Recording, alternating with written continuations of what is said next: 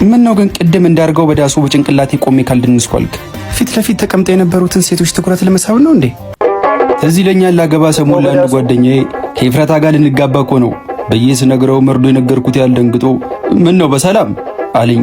እንኳን ደስ አለ የሚል መልስ ስጠብቅ እንደዚህ በማለቱ ተበሳጭቼ ምን ነው ላገባ ነው ማለት እንደዚህ ያስብላል እንዴ? ድንጋጤ እኮ ስለ ጋብቻ ሳይሆን ስለ ፍቼ ነገርኩ ነው የሚመስለው አልኩት። ዝም አለ። ይልቃውን ሰርጌ ላይ ከ700 እስከ 1000 ሰው ነው ለመጥራት ያሰብኩት። ሰፋ ያለ የምታውቀው የሰርግ አዳራሽ አለ። 7 ወር ለማይቆይ ትዳር 700 ሰው መጥራት ግን አይከብድም? ለምን ኪሳራ ውስጥ ትገባለህ? ወይ ጉድ አለኝ። ምን ነው አንተ ጤና የለህም እንዴ? ሚዜት ወራለ በየሳስብ ጭራሽ መዘዝ ልትሆንብኝ ነው እንዴ? ምንድነው እዚህ ሟርት የምታወራው?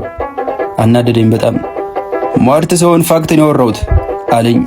አረ በዚህ መፈንከት ነበር በየፊት ለፊት የተቀመጠውን የቢሪንዳ ጠርሙስ አነሳውና መልሼ ያስቀመጥኩት። ስማ ኤፍራታ ማለት እኮ እንዶ የለም እንጂ ዓለም አቀፍ የቀናት ውድድር ቢኖር ኖሮ ለሀገሯ የወርቅ ሜዳሊያ የምታስገኝ ሴት ናት አለኝ። ምን ነው ይሄን ያህል አንድ ሰፈር አደጋችሁ እንጂ አንድ ቤት እኮ አልኖራችሁም። በጣም አውቃታለሁ አልኩት። ለማንኛውም ያወራሁት ነገር ከትንሽ ጊዜ በኋላ በደንብ ይገባሃል አለኝ። በተቀመጠበት እጁ ሄድኩ። የሆነ ነገርማ አለ ከዚህ ሰውዬ ጋር።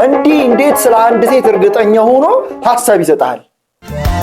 የሰርጋችን ቀን ማታ ፕሮግራሙ ተጠናቆ አቅፊያት መኝታ ክፍላችን ገባንና አልጋ ላይ አስተኝቻት ከረባቴን ካንገቴ ላይ ያላላው ነው። ቀን ሙሉ የጨፈርኩ ስላልኩ በጣም ደክሞኛል። ምን ነው ግን ቅድም እንዳርገው በዳሱ በጭንቅላቴ ቆሜ ካልደንስኳልክ ፊት ለፊት ተቀምጠው የነበሩትን ሴቶች ትኩረት ለመሳብ ነው እንዴ አለችኝ።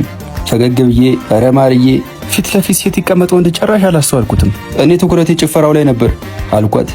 ትንሽ ዝም አለችና ደሞ ማናት እየጨፈረን እያለ ዘግና የመራቅ መርጋ 200 ብር ግንባር ላይ ልጥፍችልህ። ፀሐይ ናት ስራ ባልደረባዬ ታውቂያታለሽ እኮ ፀሐይቱን ጨረቃን ያገባኝም። ከሷ በላይ ግን ያናደደኝ አንተ መገልፈጥ ነው።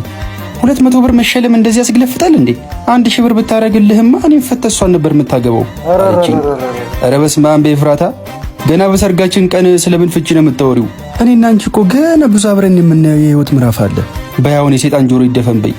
እኔና አንቺን ከሞት በስተቀር ማንም አፋታንም አልኳትና የሸሚዜን ቁልፍ እየፈታው አልጋ ላይ ወጣው። አለማችሁን ይዋውን በቃ የሰርግ ማታ ነው በቃ አስተካክለሽ ያረደልኝ።